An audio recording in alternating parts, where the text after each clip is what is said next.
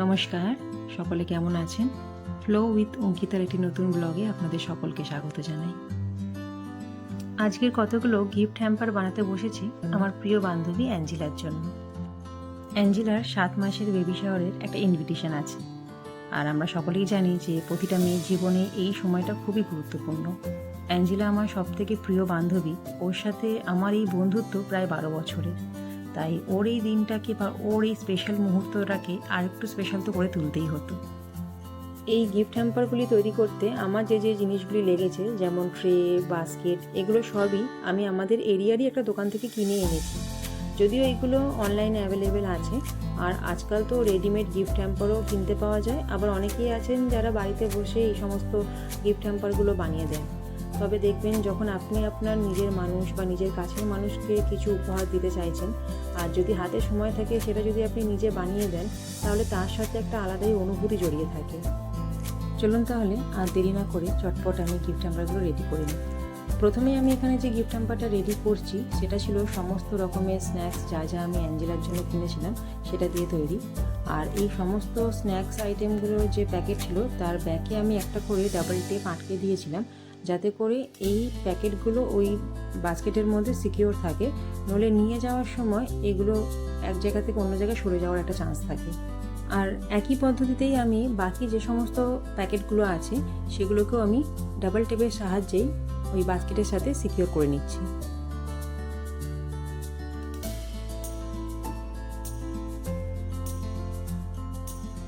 সত্যি বলতে সময় যেন কি তাড়াতাড়ি কেটে গেল। এই তো কয়েক বছর আগেকার কথা, যখন আমি আর অ্যাঞ্জি একসাথে কলেজ আর ইউনিভার্সিটি পাস করে বেরোলাম। তারপরেই ও সংসার জীবনে পা রাখা যদিও। আর দেখুন, দেখতে দেখতে এখন জীবনের আরেকটা নতুন অধ্যায়ও শুরু করতে চলেছে। তবে আমার জীবনে সব রকম সিচুয়েশান, সেটা ভালো হোক বা খারাপ, সব রকম সিচুয়েশানে আমি ওকে আমার পাশে পেয়েছি। আর আমার মনে হয় যে প্রতিটা মানুষের জীবনেই এমন একজন ফ্রেন্ড থাকা অবশ্যই দরকার। চলুন, ফাইনালি আমাদের বন্ধুত্বের কথা বলতে বলতে এই গিফট হ্যাম্পারটা প্রায় রেডি হয়ে এসেছে। আর আমি চেষ্টা করেছিলাম যে স্ন্যাক্স আইটেমগুলো একটু বেশি পরিমাণে ব্যবহার করতে, নইলে হ্যাম্পারটা ফাঁকা ফাঁকা দেখতে লাগবে। যত বেশি স্ন্যাক্স আইটেম থাকবে এই জিনিসটা দেখতে আরও বেশি ভালো লাগবে।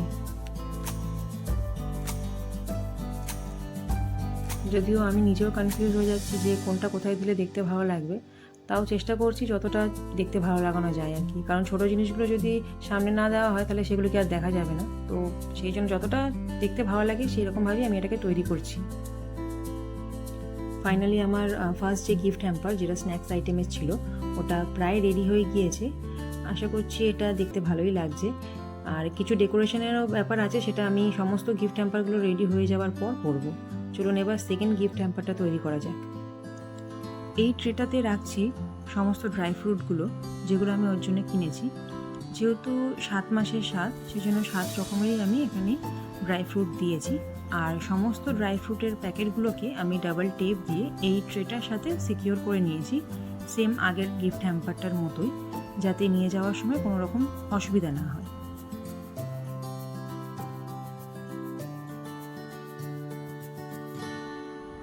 এই ট্রেটাও প্রায় রেডি। আর আমার কাছে কিছু ডেকোরেটিভ ফুল ছিল, যেগুলো দিয়ে আমি এটাকে সাজিয়ে নিয়েছি, যাতে দেখতে ভালো লাগে জিনিসটাকে। চলুন তাহলে আর দেরি না করে চটপট পরের ট্রেটা সাজিয়ে নিই। এখানে আমি একটা শাড়ি আর কয়েকটা সাজার জিনিস দিচ্ছি।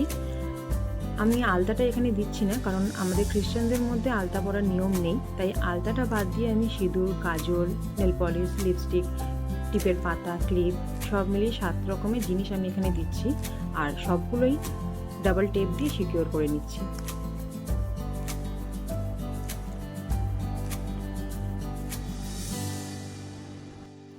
ফাইনালি এই ট্রেটাও রেডি হয়ে গেছে। খুব যে একটা সময় লাগছে তা কিন্তু নয়, শুধু জিনিসগুলো যদি থাকে প্রপার আপনার কাছে, এটা রেডি করতে কিন্তু বেশিক্ষণ সময় লাগে না। কয়েকটা ফুল দিয়ে আমি ট্রেটাকে সাজিয়ে নিচ্ছি। আর এই যে ক্লিপ আর্টগুলো দেখছেন, এগুলো বেবি শাওয়ারের জন্য আমি ফ্লিপকার্ট থেকে নিয়েছিলাম এই গিফট হ্যাম্পারগুলোর জন্য। আর এগুলো ছিল প্রচণ্ড কিউট জিনিসগুলো। এই ক্লিপ আর্টের লেখাগুলো ছিল খুবই সুন্দর। আবার তার সাথে একটা ফিডিং বোতলও দিয়েছে, দেখছেন। আর তাছাড়াও এর মধ্যে ছোটো ছোটো একটা টেডি বিয়ারও আছে। আবার এটা আছে ইটস আ গার্ল, আর একটা ইটস আ বয় লেখা। যদিও আমাদের এখনও জানা নেই যে ছেলে সন্তান হবে না মেয়ে সন্তান, তবে ঈশ্বরের কাছে একটাই প্রার্থনা যে মা এবং সন্তান দুজনকেই তুমি সুস্থ সবল রেখো। এবারে এই ক্লিপ আর্টগুলো দিয়ে আমি হ্যাম্পারগুলো একটু সাজিয়ে নিচ্ছি। খুব বেশি ব্যবহার করব না, তবে কিছু কিছু জিনিস যেগুলো না দিলেই নয়, যেমন ধরুন এই বাচ্চাদের ফুটপ্রিন্টগুলো বা ফিডিং বোতল, এগুলো বেশ ভালো লাগছে দেখতে। এইভাবে বাকি গিফট হ্যাম্পারগুলো আমি সাজিয়ে নিচ্ছি। এগুলো শেষ হয়ে যাওয়ার পর পরের আমি গিফট হ্যাম্পারটা রেডি করবো। এইবার আমি বসে পড়েছি এক ঝোড়া ফল নিয়ে সাজাতে। আর এই ফলগুলো সাজানোর জন্য আমি এই বাস্কেটটা ব্যবহার করছি। এটা আমি ফল সাজানোর জন্যই কিনেছি, আর 7 রকমের ফলই আমি এখানে ব্যবহার করছি। একটু সুন্দর করে সাজিয়ে নিচ্ছি যাতে জিনিসগুলো দেখতে ভালো লাগে। খুব যে একটা সময় লাগছে তা কিন্তু নয়। আপনারাও যদি আমার মতো কেউ এরকম গিফট হ্যাম্পারগুলো বাড়িতে বানাতে চান, শুধু জিনিসগুলো যদি ঠিকঠাক মতো কিনে রাখেন তাহলে কিন্তু খুব একটা সময় লাগে না এরকম গিফট হ্যাম্পারগুলো রেডি করতে। ব্যাস প্রায় রেডি হয়ে এসেছে এটাও। বাকি আছে শুধু কিউই আর ফলের রাজা আম, এটাকে সাজাতে। নিন, এটাও রেডি হয়ে গেছে। বেশ ভালো লাগছে দেখতে বলুন। আর এর মধ্যে এই নেটটা দেওয়া ছিল, যেটাকে আমি একটু নিজের মতো করে সাজিয়ে নিয়েছি। চলুন তাহলে এবার লাস্ট যে ট্রেটা বাকি আছে সেটাও সাজিয়ে নিচ্ছি। এখানে আমি 7 রকমের মিষ্টি রাখছি, কারণ মিষ্টি ছাড়া তো কোনো রকম অনুষ্ঠানই সম্পন্ন হয় না।